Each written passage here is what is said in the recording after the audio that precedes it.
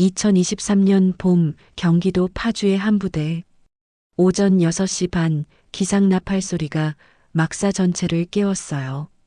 선하경 하사는 눈을 뜨자마자 침대에서 벌떡 일어났습니다.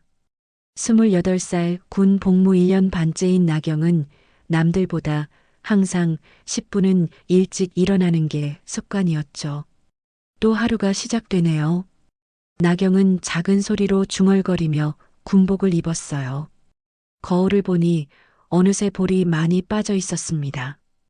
입대 전 통통했던 얼굴은 온데간데없고 날카로워진 턱선이 왠지 서글퍼 보였어요. 탄약 행정실로 향하는 길, 나경은 고개를 숙이고 걸었습니다. 눈에 띄지 않기 위해서였죠.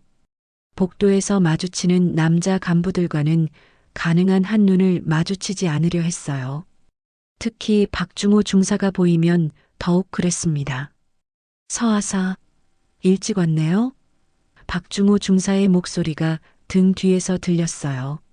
나경의 어깨가 움츠러들었습니다.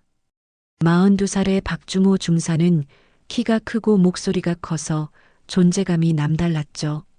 문제는 그 존재감이 여군들에게는 공포였다는 거예요. 네, 중사님. 안녕하십니까? 나경은 고개를 끄덕이며 인사했어요. 박중호 중사가 한 발 더 다가왔습니다. 너무 가까워서 담배 냄새와 함께 남자 특유의 체취가 났어요. 요즘 야근 많이 하던데 몸 상하지 않게 조심해요. 특히 여자는 몸이 약하니까. 박중호 중사는 말하면서 나경의 어깨를 톡톡 쳤습니다. 가벼운 터치였지만 나경은 온몸이 굳어버렸어요. 네, 알겠습니다. 나경은 최대한 빨리 그 자리를 벗어나고 싶었어요. 하지만 계급이 위인 상관 앞에서 함부로 행동할 수도 없었죠. 탄약 행정실에 들어서자 선임인 김미영 하사가 벌써 와 있었어요. 31살의 김미영 하사는 나경보다 1년 먼저 입대한 선임이었습니다. 미영 언니, 일찍 왔네요. 나경이 말했어요. 응, 집에서 잠이 안 와서. 나경아, 너 괜찮아? 얼굴이 안 좋아 보이는데. 김미영 하사가 걱정스러운 표정으로 물었습니다. 그냥 좀 피곤해요. 나경은 대답을 흐렸어요.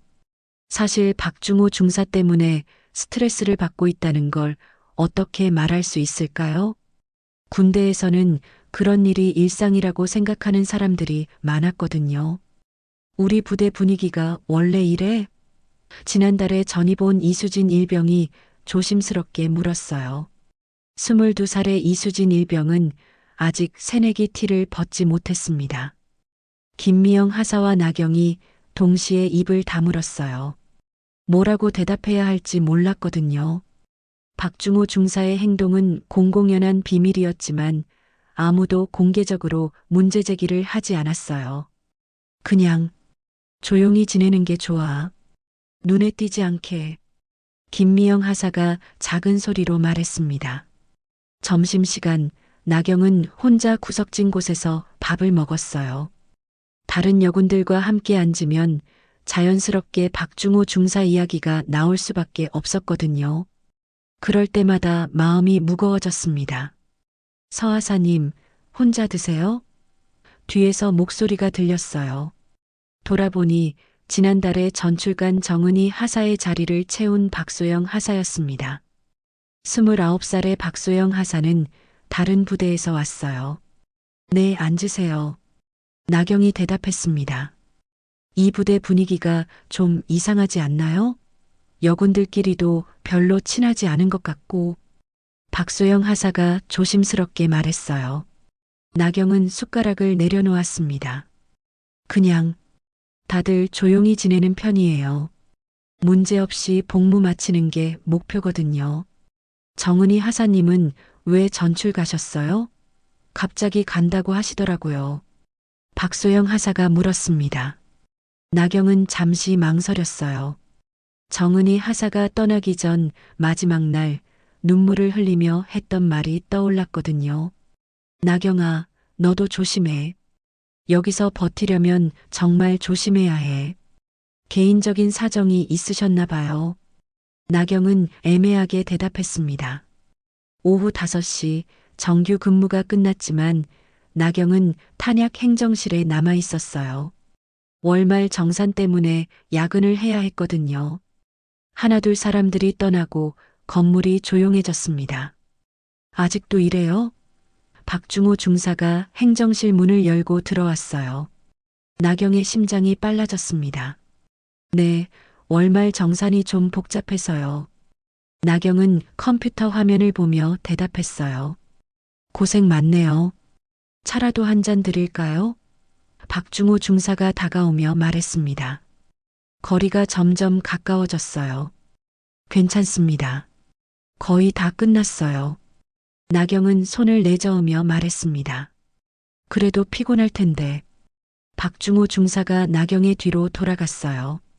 그리고 어깨에 손을 올렸습니다. 어깨가 많이 굳었네요. 마사지라도 해드릴까요? 나경은 온몸이 얼어붙었어요. 하지만 계급 차이 때문에 강하게 거부할 수도 없었습니다. 괜찮습니다, 중사님. 정말 괜찮아요. 그날 밤 나경은 침대에 누워 천장을 바라봤어요. 그냥 2년만 버티자. 2년만 참으면 돼. 스스로에게 되뇌었습니다. 하지만 마음 한편으로는 알고 있었어요. 이런 식으로는 도저히 버틸 수 없다는 걸. 창밖으로 보이는 별들이 유난히 밝았어요. 나경은 눈을 감으며 생각했습니다. 내가 왜 이렇게 살아야 하지? 언제까지 이렇게 참고만 살아야 하는 거지? 일주일이 지난 어느 목요일 밤, 나경은 또다시 야근을 하고 있었어요. 이번에는 상급 부대에서 내려온 탄약 재고 점검 때문이었습니다. 시계를 보니 밤 9시가 넘어 있었어요. 이제 정말 마지막이야. 나경은 키보드를 두드리며 중얼거렸습니다. 건물 전체가 조용했고 복도에는 비상등만 켜져 있었어요. 이런 적막한 분위기가 나경을 더욱 불안하게 만들었죠. 탁탁탁. 복도에서 발걸음 소리가 들렸어요. 나경의 손이 잠시 멈췄습니다. 이 시간에 누가 올까요? 발걸음 소리가 점점 가까워지더니 행정실 앞에서 멈췄어요. 문이 열리는 소리가 났습니다. 아직도 일하고 있네요. 박중호 중사였어요. 나경의 등골이 서늘해졌습니다. 네, 거의 다 끝났습니다. 나경은 최대한 평정심을 유지하려 했어요. 하지만 목소리가 조금 떨렸습니다. 고생이 많아요. 이렇게 늦은 시간까지. 박중호 중사가 천천히 다가왔어요. 평소보다 목소리가 낮았습니다. 뭔가 다른 느낌이었어요. 나경은 계속 컴퓨터 화면을 보며 일하는 척했어요. 하지만 박중호 중사의 시선이 느껴졌습니다. 마치 먹잇감을 노리는 맹수 같은 그런 시선이었어요. 커피라도 한 잔 드실래요? 제가 타드릴게요. 박중호 중사가 말했습니다. 괜찮습니다. 정말 곧 끝나거든요. 나경은 단호하게 거절했어요. 하지만 박중호 중사는 물러서지 않았습니다. 그래도 피곤하실 텐데. 여자분이 이렇게 늦게까지 일하시면 몸에 무리가 와요. 박중호 중사가 나경의 바로 뒤에 섰어요. 숨소리가 목덜미에 닿을 정도로 가까웠습니다. 나경의 심장이 쿵쿵 뛰기 시작했어요. 이상했어요. 평소와는 완전히 다른 분위기였거든요. 공기 중에 긴장감이 감돌았습니다. 중사님, 저 정말 일 끝내야 해서. 나경이 말하려는 순간이었어요. 박중호 중사의 손이 나경의 어깨에 올라왔습니다. 이번에는 평소의 가벼운 터치가 아니었어요. 손이 천천히 어깨를 주무르기 시작했습니다. 몸이 많이 굳었네요. 이렇게 하면 좀 나아질 거예요. 박중호 중사의 목소리가 더욱 낮아졌어요. 나경은 온몸이 굳어버렸습니다. 중사님, 괜찮습니다. 정말 괜찮아요. 목소리가 떨렸어요. 하지만 박중호 중사의 손은 멈추지 않았습니다. 오히려 더 깊숙이 들어왔어요. 어깨에서 시작된 손이 점점 아래로 내려갔습니다. 중사님, 나경이 벌떡 일어섰어요. 의자가 뒤로 밀려나며 소리를 냈습니다. 정말, 정말 괜찮다고 했잖아요. 박중호 중사는 당황한 기색도 없이 웃었어요. 아, 깜짝이야. 그냥 좀 도와주려고 했는데. 왜 이렇게 예민해요? 저는 먼저 들어가겠습니다. 나경은 황급히 가방을 챙겼어요. 컴퓨터도 끄지 못한 채 행정실을 나가려 했습니다. 서하사, 박중호 중사가 나경의 팔을 잡았어요. 힘이 꽤 셌습니다. 진정해요. 왜 이래요? 나경은 팔을 뿌리치려 했지만 쉽지 않았어요. 놓아주세요. 제발. 내가 뭘 잘못했다고 그래요? 그냥 친절하게 대해준 건데. 박중호 중사의 목소리에 짜증이 섞였어요. 나경의 눈에 눈물이 맺혔습니다. 중사님, 제발 놓아주세요. 그때 복도에서 경비 순찰 소리가 들렸어요. 박중호 중사가 손을 놓았습니다.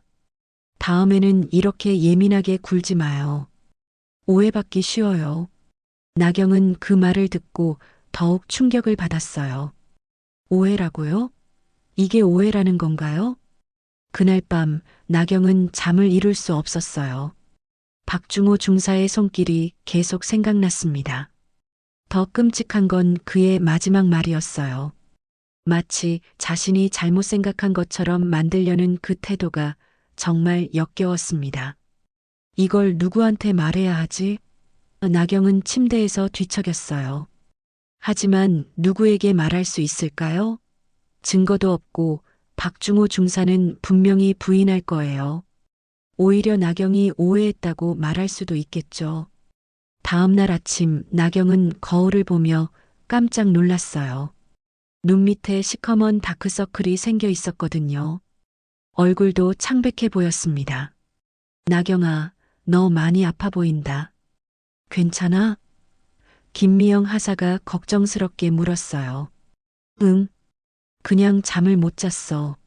나경은 대답을 흐렸어요. 하지만 박중호 중사를 마주칠 때마다 온몸이 움츠러들었어요.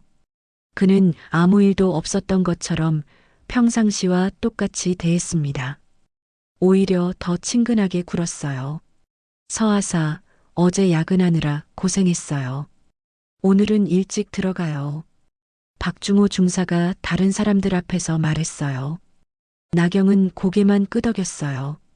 말을 할 수가 없었거든요.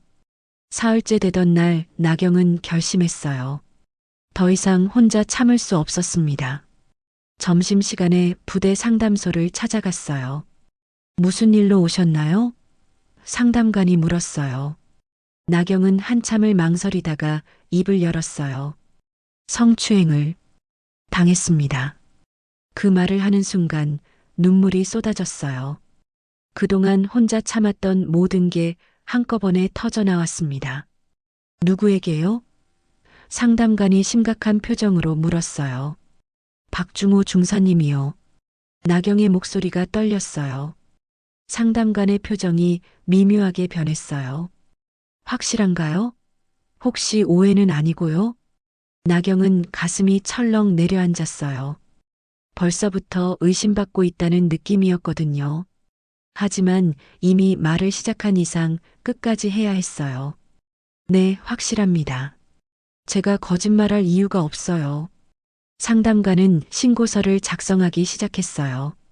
하지만 그의 표정에서 나경은 불안한 예감을 느꼈습니다. 과연 이 일이 제대로 처리될까요?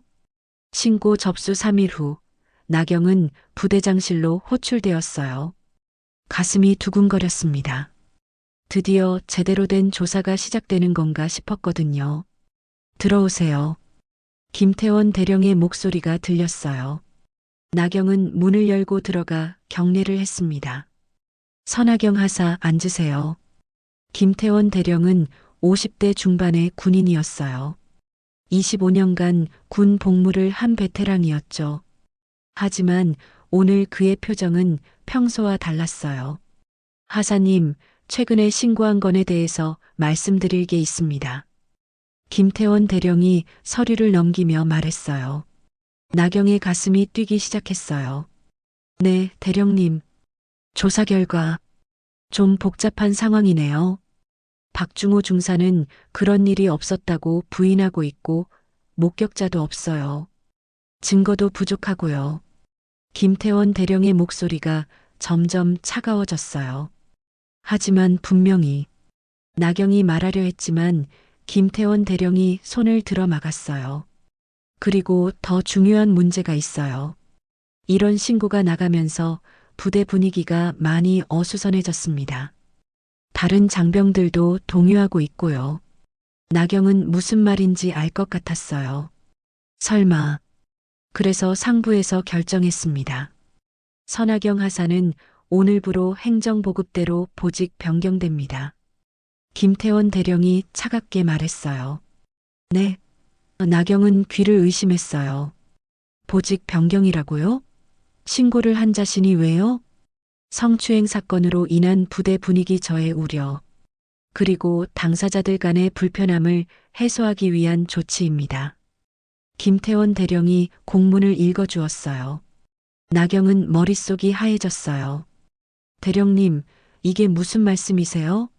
제가 피해자인데 왜 제가 쫓겨나야 하는 거예요? 쫓겨나는 게 아니라 배려 차원의 조치예요. 행정보급대도 중요한 보직이거든요. 김태원 대령은 시큰둥하게 대답했어요. 그럼 박 중사님은 어떻게 되는 건가요? 나경의 목소리가 떨렸어요. 박중호 중사는 그대로 근무하게 됩니다. 확실한 증거가 없는 상황에서 성급하게 조치할 수는 없거든요. 김태원 대령이 말했어요. 나경은 눈앞이 캄캄해졌어요. 이게 말이 되나요? 피해자인 자신은 보직 해임되고 가해자는 아무런 처벌도 받지 않는다고요? 이건 말이 안 돼요. 나경이 소리쳤어요. 하지만 김태원 대령의 표정은 변하지 않았습니다. 서하사, 군대는 조직이에요. 개인의 감정보다는 전체 조화가 우선입니다. 이해해 주세요.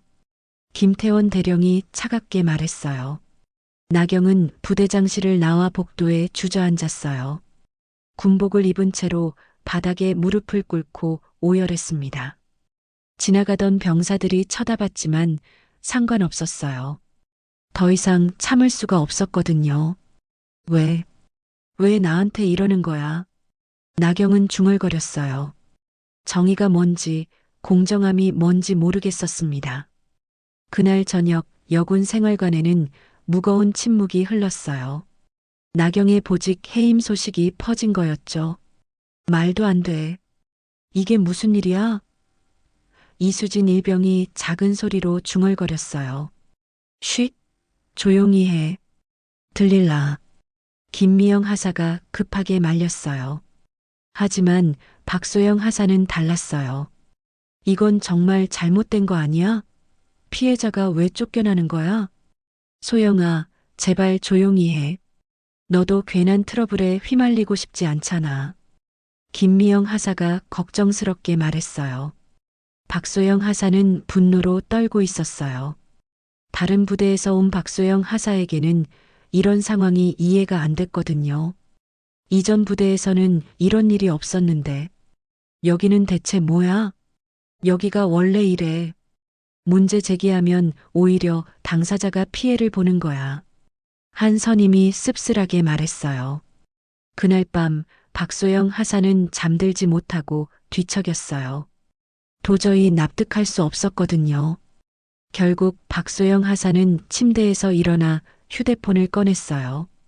인터넷을 검색해보니 국방부 양성평등센터 홈페이지가 나왔어요. 내부 신고 코너가 있었습니다. 박소영 하사는 한참을 망설이다가 익명으로 메일을 작성하기 시작했어요. 제목 부대 내 성추행 사건 은폐 의혹. 박소영 하사의 손가락이 떨렸어요. 하지만 멈출 수 없었습니다. 나경을 위해서라도 해야 할 일이었어요. 경기도 파주 소재 부대에서 여군 하사가 상급자에게 성추행을 당한 후 신고했으나 오히려 피해자가 보직 해임되는 일이 발생했습니다. 가해자로 지목된 박중호 중사는 아무런 처벌 없이 그대로 근무하고 있습니다. 이는 명백한 사건 은폐이며 피해자에 대한 2차 가해입니다. 박소영 하사는 상세히 상황을 적었어요. 나경의 이름은 가명으로 처리했지만 박중호 중사와 김태원 대령의 실명은 그대로 적었습니다. 메일을 다 작성하고 나서 박소영 하사는 잠시 망설였어요. 이 메일을 보내면 자신도 위험해질 수 있었거든요. 하지만 나경의 울먹이는 모습이 떠올랐어요. 전송 버튼을 눌렀습니다. 한편 박중호 중사는 동료들과 함께 술을 마시고 있었어요. 분위기가 좋았습니다. 박 중사, 요즘 여군들이 말이 많던데 괜찮아? 동료가 물었어요. 뭘 괜찮아? 그냥 오해한 거지. 여자들이 원래 예민하잖아. 박중호 중사는 시큰둥하게 대답했어요. 그래도 조심해야지. 요즘 세상이 예민하다고. 걱정 마. 이미 정리됐어. 앞으로도 누가 건드리면 군 생활 못하게 해줄 거야. 박중호 중사가 술잔을 들며 말했어요. 그 말을 들은 다른 여군 한 명이 화장실에서 몰래 녹음하고 있었다는 걸 박중호 중사는 몰랐어요. 이틀 후 국방부 양성평등센터에서는 긴급회의가 열렸어요. 익명의 메일이 파장을 일으킨 거였죠. 이 사건 어떻게 생각하세요? 센터장이 물었어요. 명백한 사건 은폐로 보입니다. 즉시 조사에 착수해야 할 것 같습니다. 조사관이 대답했어요. 그런데 이상해요. 이 부대에서 비슷한 사건이 몇 번 더 있었던 것 같은데. 다른 직원이 과거 자료를 뒤지며 말했어요. 뭐라고요? 센터장의 목소리가 높아졌어요. 지난 4년간 이 부대에서 여군 관련 문제가 계속 제기됐는데 모두 조용히 처리됐네요. 전출이나 보직 변경으로요. 센터장의 얼굴이 굳어졌어요. 이건 단순한 개별 사건이 아니라 조직적인 문제일 수 있겠네요. 기무부대에 연락하세요. 그날 밤 기무부대 정보 수집팀이 은밀히 움직이기 시작했어요. 하지만 부대는 여전히 조용했습니다. 폭풍전야 같은 고요함이었죠. 나경은 외딴 보급 창고에서 혼자 눈물을 흘리고 있었어요. 군복을 벗을 준비를 하고 있었습니다. 이렇게 끝나는 건가? 하지만 나경은 몰랐어요. 이미 거대한 수사망이 조여들고 있다는 걸. 일요일 오후 2시 평소처럼 조용한 부대에 갑자기 헬기 소리가 울렸어요. 처음에는 일반적인 훈련용 헬기인 줄 알았습니다. 하지만 소리가 점점 가까워지더니 부대 상공에서 맴돌기 시작했어요. 저게 뭐야? 휴일 외박을 나가지 못한 병사들이 하나둘 밖으로 나와 하늘을 올려다봤어요. 나경도 보급 창고에서 나와 하늘을 바라봤습니다. 검은색 특수 마크가 선명한 헬기였어요. 일반 훈련용과는 완전히 달랐죠. 뭔가 중요한 인물이 탄 것 같았어요. 저거, 설마. 김미영 하사가 창백한 얼굴로 중얼거렸어요.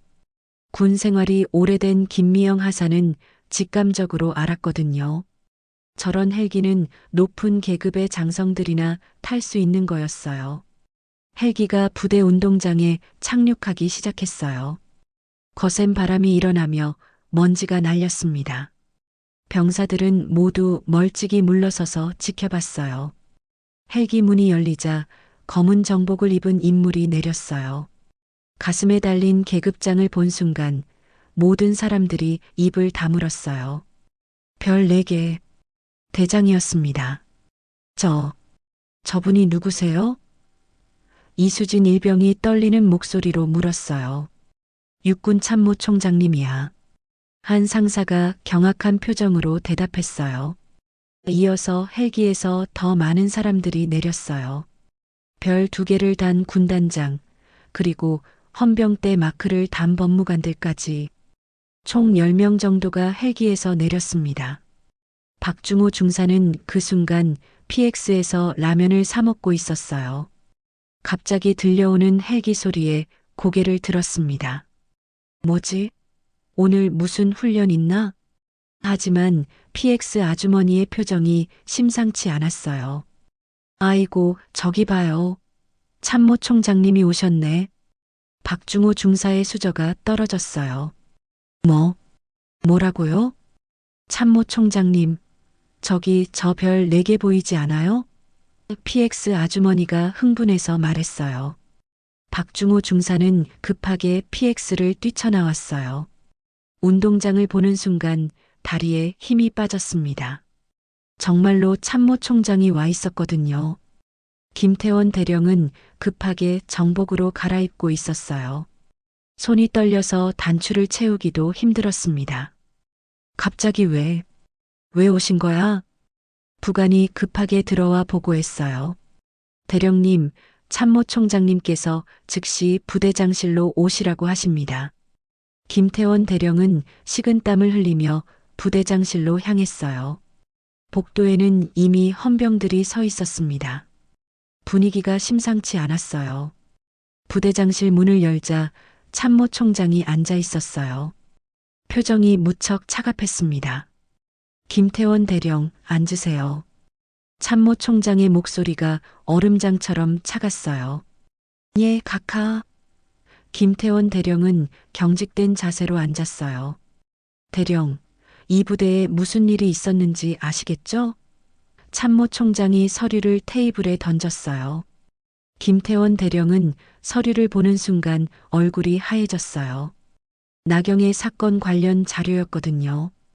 그것도 국방부 양성평등센터에서 작성한 공식 보고서였어요. 각하, 이건 김태원 대령이 말하려 했지만 참모 총장이 손을 들어 막았어요. 지금부터 말하는 걸 잘 들으세요. 오늘부로 이 부대는 전면 특별 감찰 대상입니다. 참모 총장의 목소리가 부대 전체에 울려 퍼질 정도로 컸어요. 밖에서 듣고 있던 장병들이 모두 충격을 받았어요. 특별 감찰이라니요?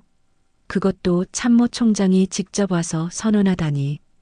그리고 박중호 중사는 어디 있습니까? 참모 총장이 물었어요. 김태원 대령의 목소리가 떨렸어요. PX에 있을 겁니다. 즉시 소환하세요. 지금 당장. 참모 총장의 명령이 떨어졌어요. 10분 후 박중호 중사가 부대장실로 들어왔어요. 얼굴이 창백했습니다. 상황의 심각성을 깨달은 거였죠. 박중호 중사? 참모 총장이 물었어요. 예, 각하. 박중호 중사는 목소리가 제대로 나오지 않았어요. 당신에 대한 고발이 들어왔습니다. 성추행 혐의와 사건 은폐 시도 혐의로요. 참모 총장이 차갑게 말했어요. 박중호 중사는 그 자리에서 주저앉을 뻔했어요. 각하, 저는 그런 적이. 변명은 수사기관에서 하세요. 참모 총장이 손짓하자 헌병 2명이 들어왔어요. 박중호 중사, 당신은 지금부터 헌병대 조사를 받게 됩니다. 동행하세요. 헌병이 공식적으로 통보했어요. 박중호 중사는 믿을 수 없다는 표정으로 헌병들을 따라 나갔어요. 복도에 서 있던 모든 장병들이 그 모습을 지켜봤습니다. 이게 진짜야? 이수진 일병이 작은 소리로 중얼거렸어요. 김미영 하사는 눈물을 흘리고 있었어요. 드디어 정의가 실현되는 건가? 한편 헌병들은 박중호 중사의 사무실을 봉쇄하기 시작했어요. 노란 테이프가 문에 붙여졌고 압수수색이 시작됐습니다. 컴퓨터 하드디스크 압수, 사무용품 전체 증거 수집, 개인 사물함도 모두 확인. 헌병들의 전문적인 수사가 시작됐어요. 다른 부대원들은 모두 멀찍이 떨어져서 지켜볼 수밖에 없었습니다. 참모 총장은 김태원 대령에게 마지막 경고를 했어요. 대령, 이 사건뿐만 아니라 이 부대의 모든 여군 관련 사건을 재조사할 겁니다. 만약 은폐나 축소한 사실이 더 드러나면 대령도 책임을 져야 할 겁니다. 김태원 대령은 식은땀을 흘리며 대답했어요. 예, 알겠습니다, 각하. 그리고 선하경 하사는 어디 있습니까? 참모총장이 물었어요. 보급 창고에 있을 겁니다. 김태원 대령이 떨리는 목소리로 대답했어요. 참모총장은 직접 보급 창고로 향했어요. 군단장과 법무관들이 따라왔습니다. 이런 높은 계급의 장성들이 일개 하사를 찾아가는 일은 전례가 없었어요. 보급 창고에서 나경은 멍하니 앉아 있었어요. 갑작스러운 소란이 무엇인지 알 수 없었거든요. 그런데 갑자기 창고 문이 열리며 별 4개를 단 장군이 들어왔어요. 나경은 황급히 일어나 경례했습니다. 안녕하십니까? 선하경 하사, 고생이 많았습니다. 참모총장의 목소리가 따뜻했어요. 아까와는 완전히 다른 톤이었죠. 나경은 무슨 일인지 몰라 어리둥절했어요. 하지만 곧 알게 될 거였어요. 자신의 용기 있는 신고가 마침내 결실을 맺었다는 걸. 참모총장이 떠난 후 이틀째 부대는 완전히 뒤바뀌었어요. 헌병대 수사관들이 상주하며 본격적인 조사에 들어간 거였죠. 매일 아침 누군가가 수사실로 불려가는 소리가 들렸습니다. 정은희 전 하사와 연락이 닿았습니다. 수사관이 보고했어요. 내일 오후에 부대로 오신다고 합니다. 나경은 가슴이 두근거렸어요. 정은희 하사가 왜 갑자기 전출을 갔는지 드디어 알 수 있을 것 같았거든요. 다음 날 오후 정은희 하사가 부대에 나타났어요. 1년 전보다 많이 야윈 모습이었습니다. 눈가에는 지울 수 없는 상처가 서려 있었어요. 은희 언니. 나경이 그녀를 보자마자 눈물이 났어요. 나경아, 고마워. 내가 용기를 내줘서 정말 고마워. 정은희 하사도 울먹였어요. 수사실에서 정은희 하사의 증언이 시작됐어요. 2022년 여름이었어요. 박중호 중사가 야간 근무 중에 정은희 하사의 목소리가 떨렸어요. 처음에는 어깨를 만지는 정도였는데 점점 심해졌어요. 어느 날 밤에는 제 허리를 감싸 안으려고 했어요. 신고는 안 하셨나요? 수사관이 물었어요. 했어요. 하지만 며칠 뒤에 부대장님이 저를 불러서 말씀하시더라고요. 오해가 있었던 것 같으니 조용히 넘어가자. 대신 원하는 부대로 전출 보내주겠다고. 정은희 하사가 쓰게 웃었어요. 수사관들은 서로 눈을 마주쳤어요. 패턴이 똑같았거든요. 다른 피해자가 더 있을 것 같은데요? 수사관이 물었어요. 정은희 하사가 고개를 끄덕였어요. 최지연 하사. 그 언니도 비슷한 일을 당했어요. 2021년에 전출 갔는데 수사팀은 즉시 최지연 하사를 추적하기 시작했어요. 현재 춘천의 한 부대에 근무하고 있다는 걸 확인했습니다. 이틀 후 최지연 하사가 부대에 도착했어요. 31살의 최지연 하사는 나경보다 3살 많았어요. 하지만 얼굴에는 깊은 상처가 새겨져 있었습니다. 저도 당했어요. 최지연 하사는 수사실에 들어가자마자 울음을 터뜨렸어요. 2021년 가을이었어요. 박중호 중사가 저장고에서 최지연 하사의 증언은 더욱 충격적이었어요. 그때는 정말 심했어요. 제가 강하게 저항하니까 박 중사가 화를 내면서 너 같은 건 군대에서 매장시켜줄 수 있다고 협박했어요. 그래서 어떻게 하셨나요? 수사관이 조심스럽게 물었어요. 신고했어요. 하지만 사흘 만에 김태원 대령님이 저를 불러서 부대 명예를 위해 조용히 하자. 좋은 조건으로 전출 보내주겠다고 하더라고요. 최지연 하사의 목소리에 분노가 섞였어요. 수사관은 메모를 적으며 물었어요.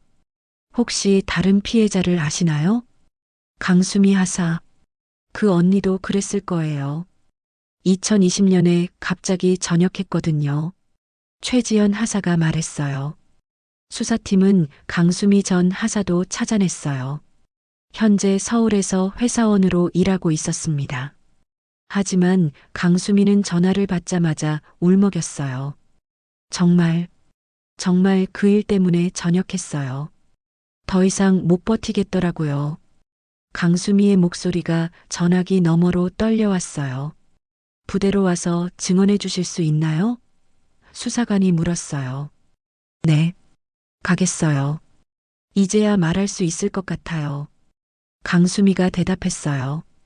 이틀 후 강수미가 부대에 나타났어요. 민간인 옷을 입고 있었지만 여전히 군인 같은 자세를 유지하고 있었어요. 2020년 봄이었어요. 야간 근무 중에 박중호 중사가 강수미의 증언도 비슷했어요. 패턴이 완전히 같았거든요. 왜 전역을 선택하셨나요? 수사관이 물었어요. 신고해봐야 소용없을 것 같았어요.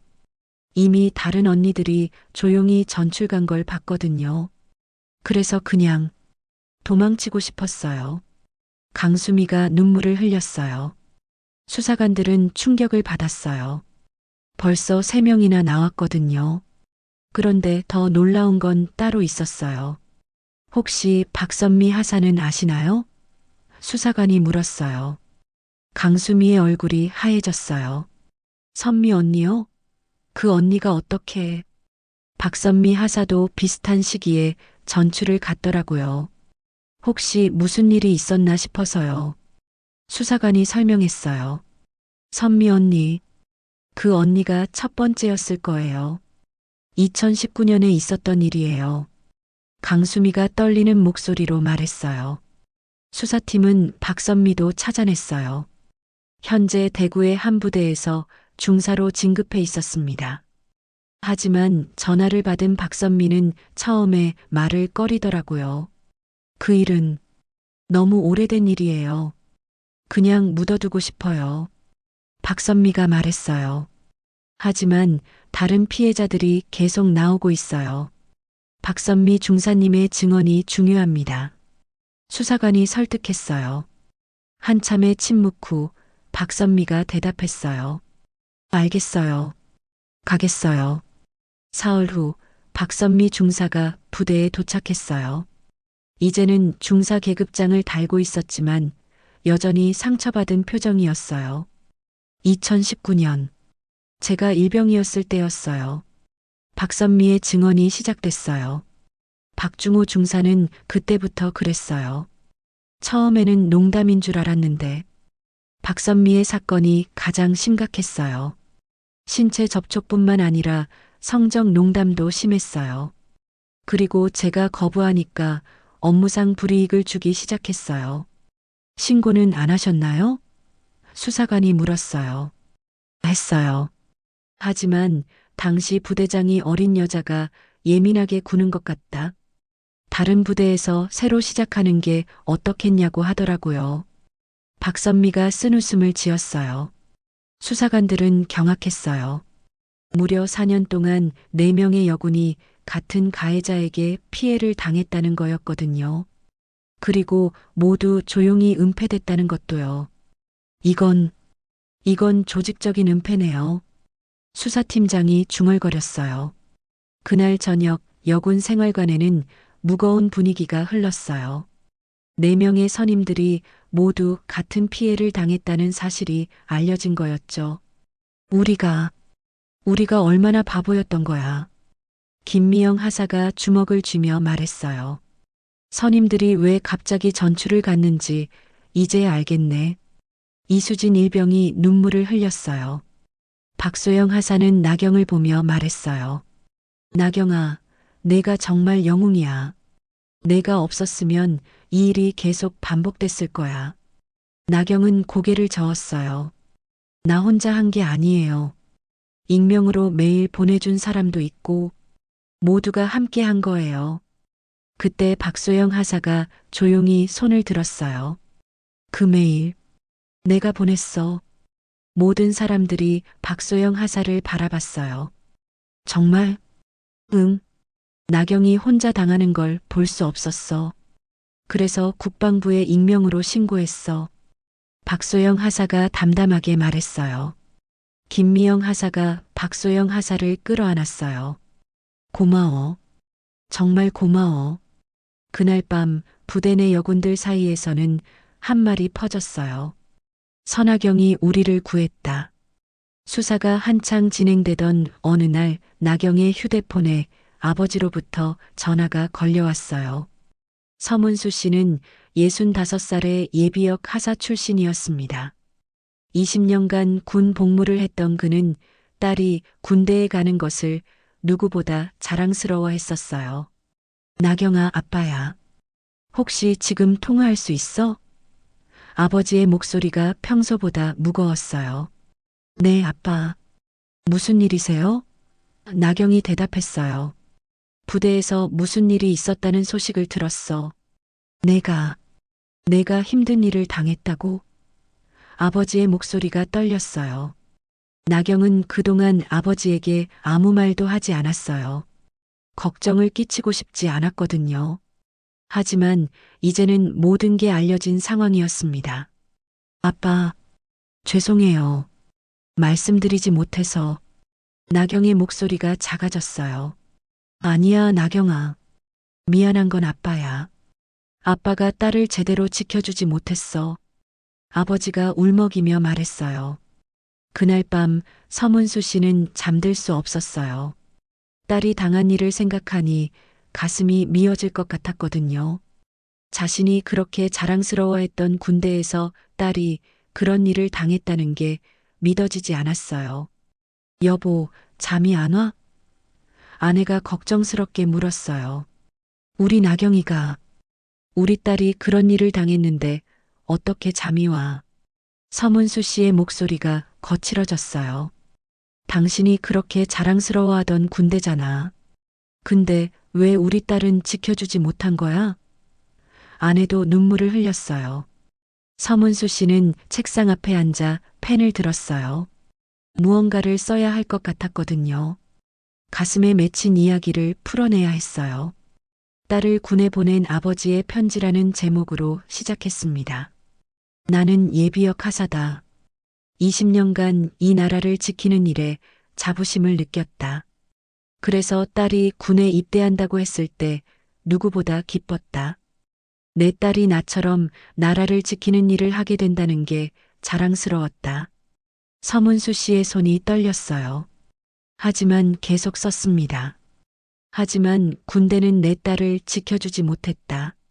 아니, 지켜주지 않았다. 딸이 도움을 요청했을 때 외면했다. 오히려 딸을 가해자 취급했다. 이게 내가 그렇게 사랑했던 군대의 모습인가? 편지는 계속 이어졌어요. 딸은 지금도 악몽에 시달린다. 군복을 보면 떨린다고 한다. 내가 그렇게 자랑스러워했던 군복을 딸은 이제 무서워한다. 이보다 더 슬픈 일이 있을까? 서문수 씨는 잠시 펜을 멈췄어요. 눈물이 떨어져 종이가 젖었거든요. 하지만 내 딸은 포기하지 않았다. 끝까지 싸웠다. 그리고 마침내 진실이 밝혀졌다. 딸 혼자가 아니라 여러 명이 같은 피해를 당했다는 것도 알게 됐다. 내 딸이 그 모든 선배들의 한을 풀어준 것이다. 편지의 마지막 부분이었어요. 나는 딸을 군에 보냈지만 군이 딸을 지켜주지 못했다. 그러나 딸은 다른 딸들을 지켜냈다. 내 딸이 진정한 군인이었다. 계급장이나 별이 군인을 만드는 게 아니라 옳은 일을 위해 싸우는 용기가 군인을 만드는 것이다. 서문수 씨는 편지를 다 쓰고 나서 한참을 앉아 있었어요. 그리고 결심했습니다. 이 편지를 세상에 알려야겠다고. 다음 날 서문수 씨는 인터넷 군사 커뮤니티에 편지를 올렸어요. 제목은 딸을 군에 보낸 아버지가 드리는 말씀이었습니다. 처음에는 조회수가 얼마 되지 않았어요. 하지만 몇 시간 후부터 폭발적으로 퍼지기 시작했습니다. 댓글이 수백 개씩 달렸어요. 아버님의 마음이 느껴집니다. 따님이 정말 용감하십니다. 저도 딸을 둔 아버지로서 가슴이 아픕니다. 이런 일이 다시는 일어나지 않았으면 좋겠어요. 따님께서 진정한 영웅입니다. 댓글들은 대부분 나경과 서문수 씨를 응원하는 내용이었어요. 하지만 일부는 달랐습니다. 요즘 여자들이 너무 예민한 거 아닌가요? 군대에서 그런 일은 흔한 일 아닌가요? 오해일 수도 있지 않나요? 이런 댓글들을 본 서문수 씨는 더욱 화가 났어요. 다시 댓글을 달았습니다. 여러분, 제 딸이 거짓말할 이유가 뭡니까? 그리고 4명이나 같은 거짓말을 할 이유가 뭡니까? 이제는 진실이 밝혀졌습니다. 더 이상 피해자를 의심하지 마십시오. 편지는 점점 더 많은 사람들에게 퍼져나갔어요. SNS에서도 공유되기 시작했습니다. 해시태그 딸을 지켜내지 못한 군대 선하경을 응원합니다. 가 트렌드에 올랐어요. 부대에서도 이 소식이 알려졌어요. 나경은 동료들로부터 연락을 받았습니다. 나경아, 내 아버지 편지 봤어. 정말 감동적이야. 김미영 하사가 말했어요. 우리 아버지도 보시고 우셨대. 딸 걱정하는 아버지 마음은 다 똑같다면서. 이수진 일병이 덧붙였어요. 언론에서도 관심을 보이기 시작했어요. 한 기자가 서문수 씨에게 연락을 취했습니다.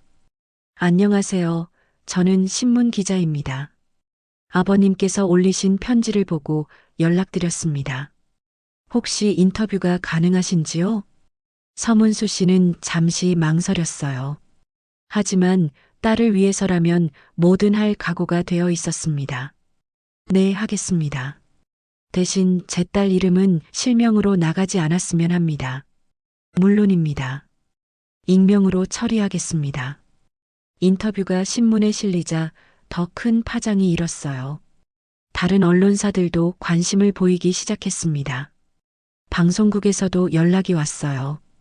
하지만 서문수 씨는 방송 출연은 거절했어요. 너무 큰 관심은 딸에게 부담이 될 것 같습니다. 그 대신 서문수 씨는 또 다른 글을 올렸어요.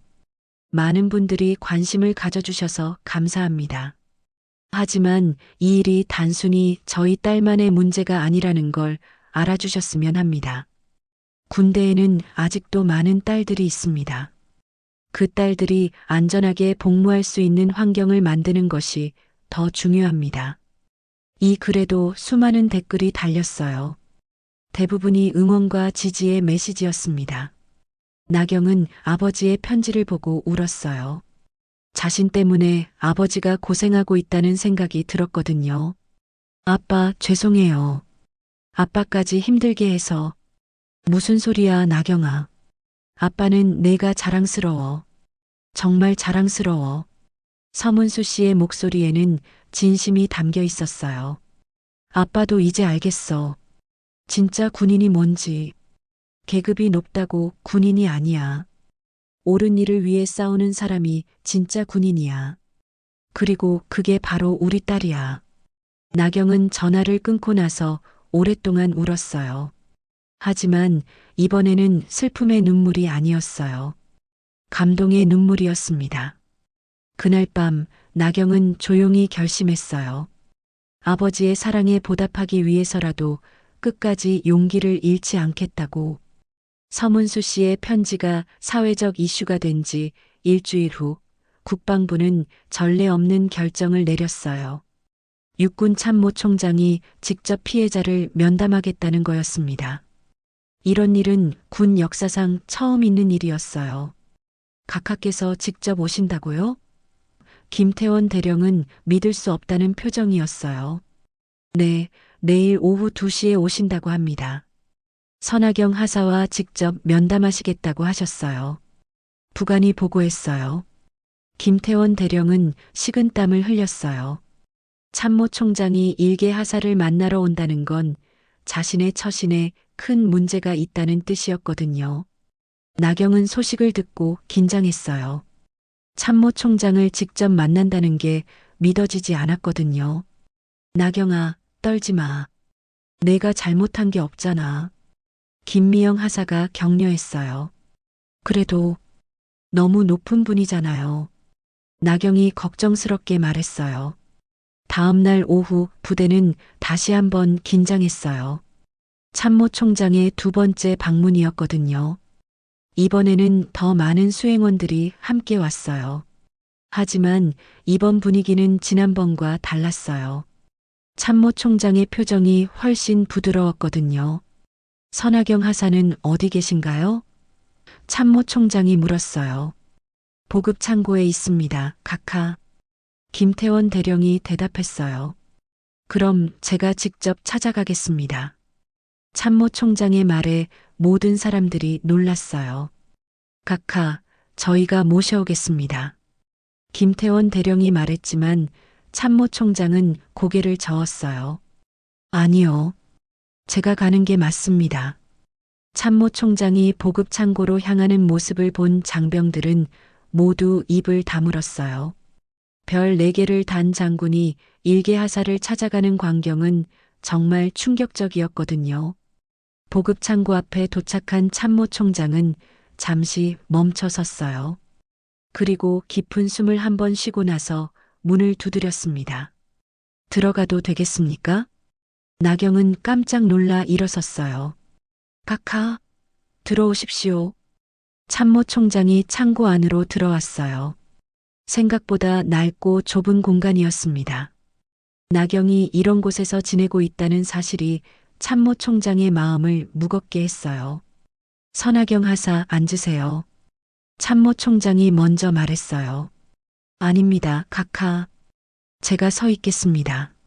나경이 대답했어요. 아니에요. 앉으세요. 오늘은 제가 당신을 찾아온 거니까요. 참모총장의 목소리가 따뜻했어요. 나경은 어리둥절해하며 앉았어요. 참모총장도 맞은편에 앉았습니다. 별 4개를 단 장군이 일개 하사와 같은 높이에 앉은 거였어요. 먼저 사과드립니다. 참모총장이 고개를 숙였어요. 나경은 깜짝 놀랐어요. 각하, 왜 사과를? 군이 당신을 지켜주지 못했습니다. 아니, 지켜주지 않았습니다. 오히려 당신을 가해자 취급했죠. 이건 군의 수치입니다. 참모총장의 목소리에 진심이 담겨 있었어요. 나경의 눈에 눈물이 맺혔어요. 그동안 아무도 자신을 이해해주지 않았는데 가장 높은 분이 사과를 하고 있었거든요. 각하, 나경의 목소리가 떨렸어요. 당신의 아버님 편지를 읽었습니다. 정말 가슴 아팠어요. 딸을 군에 보낸 아버지의 마음이 어떨지. 저도 딸을 둔 아버지거든요. 참모총장이 말했어요. 그런데 당신의 아버님이 마지막에 하신 말씀이 인상 깊었어요. 딸이 다른 딸들을 지켜냈다고 하셨죠. 참모총장이 계속 말했어요. 정말 그래요. 당신이 없었다면 이 문제가 계속 묻혀 있었을 겁니다. 더 많은 피해자가 생겼을 거고요. 나경은 고개를 숙였어요. 저는 그냥 참을 수가 없었어요. 그게 맞습니다. 참으면 안 되는 일이었어요. 당신이 용기를 낸 덕분에 진실이 밝혀졌습니다. 참모총장이 격려했어요. 잠시 침묵이 흘렀어요. 참모총장이 창고 안을 둘러봤습니다. 이런 곳에서 지내고 계셨군요. 참모총장의 목소리에 안타까움이 묻어났어요. 괜찮습니다, 각하. 적응했어요. 나경이 대답했어요. 아니에요. 괜찮지 않아요. 자네를 군의 수치로 만든 그 조직이 이제 자네를 영웅으로 기억할 거야. 참모총장의 목소리가 힘이 있었어요. 각하, 나경이 고개를 들었어요. 저에게 제안이 하나 있습니다. 참모총장이 진지한 표정으로 말했어요. 나경은 긴장했어요. 무슨 제안일까요? 국방부 직속 보좌관으로 와주시겠어요?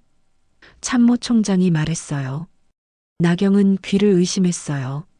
네. 직속 보좌관이요? 네. 이런 일이 다시 일어나지 않도록 제도를 개선하는 일을 맡아주셨으면 합니다. 당신만큼 이 문제를 잘 아는 사람은 없거든요. 참모총장이 설명했어요. 하지만 저는 계급도 낮고 경험도 부족해요. 나경이 망설였어요. 계급은 중요하지 않아요. 중요한 건 문제의식과 용기예요. 그리고 그 두 가지를 당신이 증명했잖아요. 참모총장이 미소를 지었어요. 나경은 한참을 생각했어요.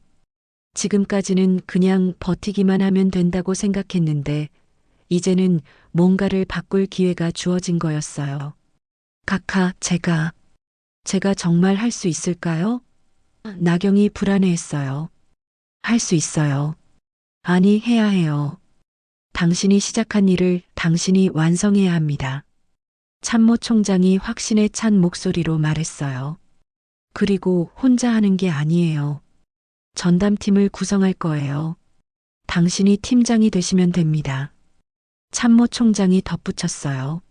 나경은 가슴이 뛰기 시작했어요. 무서웠지만 동시에 기대됐어요. 시간을 드릴게요. 충분히 생각해 보시고 결정하세요. 참모총장이 일어섰어요. 카카, 나경도 일어섰어요. 네, 감사합니다. 정말 감사합니다.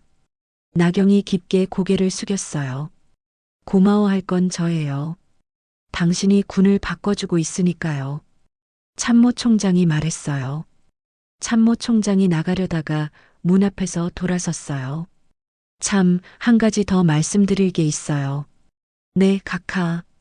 박중호 중사와 김태원 대령 모두 군사법원에 기소됩니다. 그리고 이 부대는 전면 개편될 예정이에요. 참모총장이 말했어요.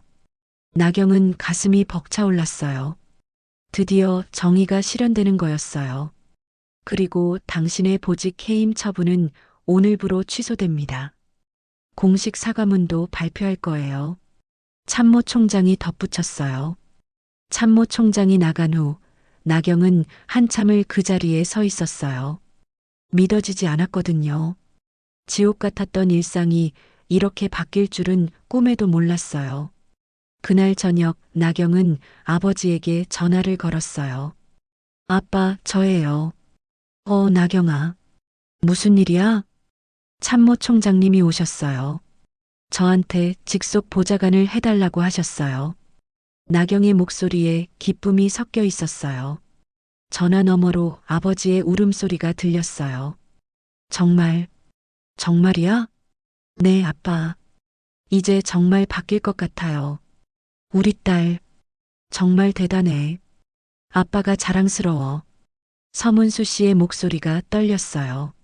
나경은 고민 끝에 고개를 끄덕였어요. 이제 정말 새로운 시작이었습니다. 6개월 후 2024년 봄, 국방부 청사 12층에 위치한 여성인권보장부서는 하루도 조용할 날이 없었어요. 새로 신설된 이 부서의 팀장 자리에는 선하경 중사가 앉아 있었습니다. 중사님, 오늘 신병 교육 준비 완료됐습니다. 부하 직원이 보고했어요. 나경은 계급이 중사로 특진했어요. 참모총장의 특별 명령이었죠. 그리고 이제는 전국 부대의 여군 교육을 담당하고 있었습니다. 좋아요. 자료는 다시 한번 점검해 주세요. 특히 사례 연구 부분을요. 나경이 차분하게 지시했어요. 오늘은 특별한 날이었어요. 육군훈련소에서 새로 입대하는 여군들을 대상으로 첫 번째 성희롱 예방 교육을 실시하는 날이었거든요. 중사님, 그런데 정말 효과가 있을까요? 교육만으로 바뀔까요? 직원이 조심스럽게 물었어요. 바뀔 거예요. 아니, 바꿔야 해요. 우리가 바꾸는 거예요. 나경의 목소리에는 확신이 있었어요. 오후 2시 육군훈련소 대강당. 새로 입대한 여군 200명이 앉아 있었어요. 모두 나경과 비슷한 나이의 젊은 여성들이었습니다. 안녕하세요, 여러분. 저는 국방부 여성인권보장부서 팀장 선하경 중사입니다. 나경이 단상에 올라 인사했어요. 훈련병들이 웅성거렸어요. 뭔가 특별한 분위기였거든요. 오늘 제가 여러분께 하고 싶은 이야기는 단순해요. 여러분이 안전하게 군 복무를 마칠 수 있도록 돕는 것입니다. 나경이 말했어요.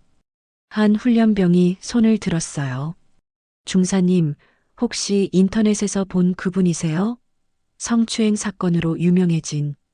나경은 미소를 지었어요. 네, 맞아요. 저예요. 강당이 조용해졌어요. 모든 훈련병들이 나경을 주목했습니다. 저도 여러분과 같은 마음으로 입대했어요. 나라를 지키고 싶었고 멋진 군인이 되고 싶었어요. 하지만 나경의 목소리가 잠시 멈췄어요. 하지만 군대에서 제가 마주한 현실은 달랐어요. 상급자의 성추행을 당했고 신고했지만 오히려 제가 피해를 봤죠. 훈련병들의 표정이 진지해졌어요. 그때 저는 생각했어요. 이게 정말 내가 꿈꿨던 군대인가 하고요. 그리고 결심했어요. 이런 일이 다시는 일어나지 않도록 바꿔야겠다고. 나경이 계속 말했어요. 여러분, 군복이 여러분을 지켜주는 게 아니에요. 여러분이 군복을 지켜야 할 때도 있어요. 그리고 때로는 여러분이 서로를 지켜야 할 때도 있고요. 한 훈련병이 질문했어요. 중사님, 만약 저희가 그런 일을 당하면 어떻게 해야 하나요? 신고하세요. 주저하지 말고 신고하세요. 예전과는 달라요. 이제는 시스템이 바뀌었어요. 나경이 단호하게 대답했어요. 어떻게 바뀌었나요? 다른 훈련병이 물었어요. 나경은 스크린을 가리켰어요. 보세요. 이제는 익명 신고 시스템이 있어요. 그리고 신고가 들어오면 즉시 별도 기관에서 조사해요. 부대 내부가 아니라 외부에서요. 훈련병들이 고개를 끄덕였어요. 그리고 무엇보다 중요한 건 피해자를 보호하는 시스템이 만들어졌다는 거예요. 더 이상 피해자가 불이익을 당하지 않아요. 나경이 강조했어요. 교육이 끝나고 나서 한 훈련병이 나경에게 다가왔어요. 중사님, 용기 내주셔서 감사해요. 중사님 덕분에 저희가 안전하게 복무할 수 있을 것 같아요. 나경은 그 말을 듣고 가슴이 뭉클했어요. 고마워요. 여러분이 안전한 게 제일 중요해요. 다음 날 나경은 특별한 곳을 방문했어요. 서울구치소였습니다. 박중호 전 중사를 면회하러 간 거였어요. 왜 왔어? 박중호가 퉁명스럽게 물었어요. 그는 군사법원에서 징역 3년을 선고받고 복역 중이었어요. 마지막으로 하고 싶은 말이 있어서요. 나경이 차분하게 대답했어요. 뭔데? 미안하다는 말이요. 나경이 말했어요. 박중호가 깜짝 놀랐어요. 뭐? 제가 더 일찍 용기를 냈다면 다른 선배들은 피해를 당하지 않았을 거예요. 그 점이 미안해요. 나경이 진심으로 말했어요. 박중호는 할 말을 잃었어요. 하지만 앞으로는 달라질 거예요. 이런 일이 다시는 일어나지 않도록 할 거예요. 나경이 덧붙였어요. 박중호가 고개를 숙였어요. 나도 미안해. 나경은 더 이상 할 말이 없었어요. 일어서서 나가려는데 박중호가 말했어요. 너 잘 지내라. 나경은 뒤돌아보며 말했어요. 당신도요. 일주일 후 나경은 또 다른 특별한 임무를 받았어요. 전국 부대를 순회하며 간부들을 대상으로 교육하는 일이었어요. 첫 번째 방문지는 예전에 근무했던 파주 부대였어요. 1년 만에 다시 찾은 그곳은 완전히 달라져 있었어요. 선하경 중사님 오셨습니다. 경비병이 큰 소리로 알렸어요. 나경은 감회가 새로웠어요. 예전에는 조용히 숨어 다녔던 곳에서 이제는 당당하게 걸어갈 수 있었거든요. 교육장에는 부대의 모든 간부들이 모여 있었어요. 새로 부임한 김성호 대령도 앞자리에 앉아 있었습니다. 안녕하십니까, 간부 여러분, 국방부 여성인권보장부서 선하경 중사입니다. 나경이 인사했어요. 간부들이 박수를 쳤어요. 진심 어린 박수였어요. 여러분도 아시겠지만 저는 이 부대에서 근무했었습니다. 그리고 여기서 힘든 일을 겪었죠. 나경이 솔직하게 말했어요. 하지만 그 경험이 저를 여기 서게 만들었어요. 그리고 이제는 여러분과 함께 더 나은 군대를 만들어가고 싶어요. 교육이 끝나고 나서 김미영 하사가 나경을 찾아왔어요. 나경아, 정말 멋있어 보여. 김미영 하사가 환하게 웃었어요. 언니도 잘 지내셨어요? 나경이 반가워했어요. 응, 이제 부대 분위기가 완전히 달라졌어. 모든 게 투명하고 공정해졌어. 김미영 하사가 말했어요. 저녁에 나경은 예전에 머물렀던 보급 창고를 찾아갔어요. 이제는 제대로 된 창고로 개조되어 있었어요. 그곳에서 나경은 한 후임을 만났어요. 새로 부임한 이지은 일병이었습니다. 선배님, 안녕하세요. 이지은 일병이 밝게 인사했어요. 안녕하세요. 여기서 일하기 어때요? 나경이 물었어요. 너무 좋아요. 모든 선배들이 친절하시고 무엇보다 안전하다는 느낌이 들어요. 이지은 일병이 대답했어요. 나경은 미소를 지었어요. 그럼 다행이에요. 선배님 덕분이에요. 선배님이 바꿔주신 거잖아요. 이지은 일병이 말했어요. 저 혼자 한 게 아니에요. 많은 사람들이 함께 했어요. 나경이 겸손하게 대답했어요. 그날 밤 나경은 부대를 떠나기 전에 한 곳을 더 들렀어요. 헌병대 건물이었습니다. 그곳 벽에는 작은 명패가 걸려 있었어요. 성희롱 성폭력 예방 교육 사례 1호 선하경 중사 사건. 나경은 그 명패를 보며 생각했어요. 이제 시작이구나. 차를 타고 부대를 떠나면서 나경은 창밖을 바라봤어요. 별들이 유난히 밝았어요. 그날 밤 지옥 같았던 시간들을 견뎌낸 자신이 자랑스러웠습니다. 군복이 나를 지켜주는 게 아니라 내가 군복을 지켜야 할 때도 있어. 나경은 조용히 중얼거렸어요. 그리고 이제는 확신했어요. 자신이 시작한 변화가 계속 이어질 거라는 걸. 더 많은 여군들이 안전하게 복무할 수 있는 군대가 될 거라는 걸. 나경의 이야기는 끝났지만 그녀가 만든 변화는 이제 시작이었어요. 그리고 그 변화는 계속될 거였습니다.